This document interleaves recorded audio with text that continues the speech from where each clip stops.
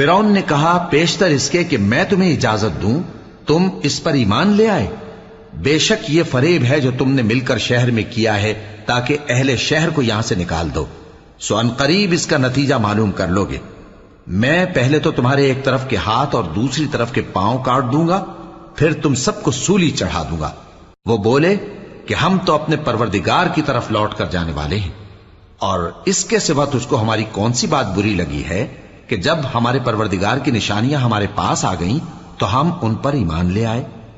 ऐ परवरदिगार, हम पर सब्र इस्तिकामत की दहाने खोल दे और हमें फर्माबरदारों की हालत में वफात दीजिए। और कौम फिरौन में जो सरदार थे कहने लगे कि क्या आप मूसा और उसकी कौम को छोड़ दीजिएगा कि मुल्क में खराबी करें और आपको और आपके माबूदों को छोड़ दें। उसने कहा कि हम उनके लड़कों को तो कत्ल कर डालेंगे और लड़कियों को जिंदा रहने देंगे, और बिला